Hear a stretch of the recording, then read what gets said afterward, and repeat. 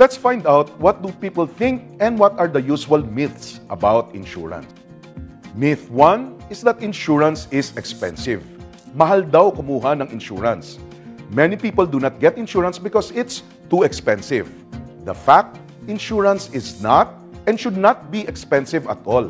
It can be actually customized and will depend on your budget and needs. Myth 2 is that insurance is only for breadwinners. The fact is, insurance is for everyone. More so today where insurance products have improved, where there is also saving and investing side or part of an insurance product. Myth 3, insurance is nagbabayad ka ng policy all your life.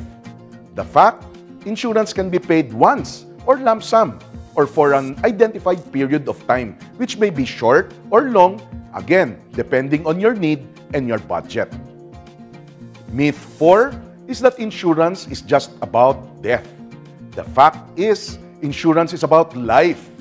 There are now living benefits in insurance policies or products and not just mere death benefits. For a review and better understanding, ano nga ba ang insurance? Insurance, first and foremost, is synonym to protection. You are protecting against a potential great financial loss. Potential dahil hindi mo pa alam kung kailan at paano mangyayari ang mga potential losses. What you protect ay yung may great financial loss. Hindi mo ini-insure ang panyo mo dahil hindi naman great financial loss kung mawala o masira ang iyong panyo. Pero for those with great financial losses, you can and you must protect yourself from it.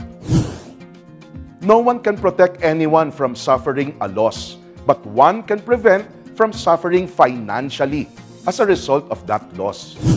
Great financial losses can come from death of an individual, or kung hindi naman namatay, it may be from an accident, injury, or illness. With your property, which can be damaged, destroyed, or stolen, one can also suffer great financial losses. Thus, there are also non-life insurance items for those mentioned. But what about life insurance? The truth about life insurance, most people, they do not understand it. Others, they even do not like it, but they bought it anyway. Life insurance is a contract between you and the insurance company. You promise a certain amount of money over a certain period of time. And provided that you do so, the insurance company promises to pay a death claim if kinuha ka na ni Lord. Or maski na hindi si Lord ang kumuha sa inyo. Basic terms na dapat matandaan sa insurance: owner of the insurance policy is the one paying. Ang binabayad ay tinatawag na premium. Maaaring ibang tao ang insured sa owner. Iba or maaaring pareho ang insured at ang owner of the policy.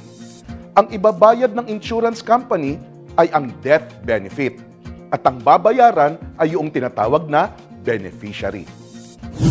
May dalawang klase ng insurance.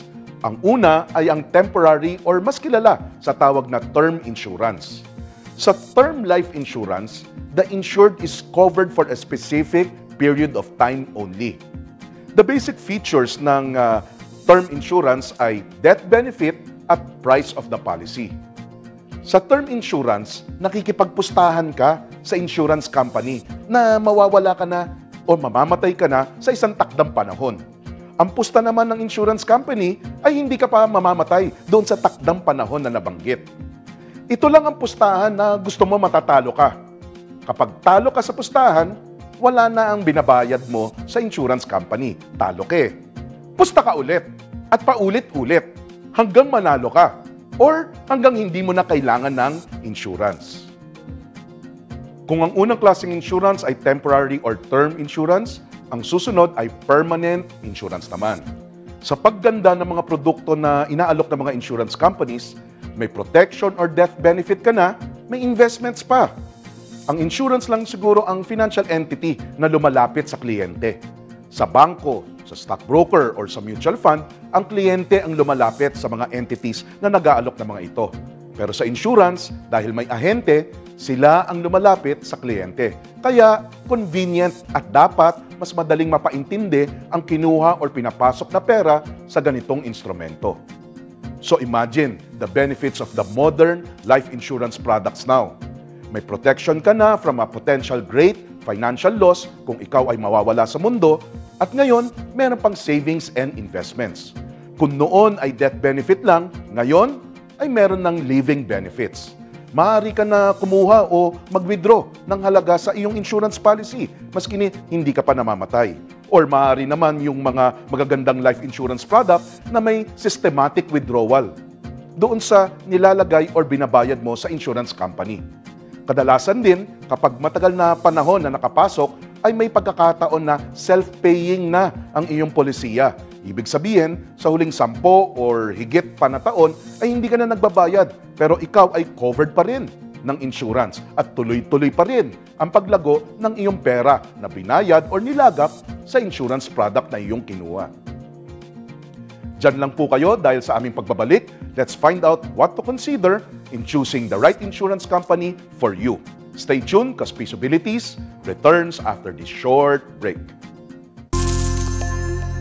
Piso mo, palaguin mo.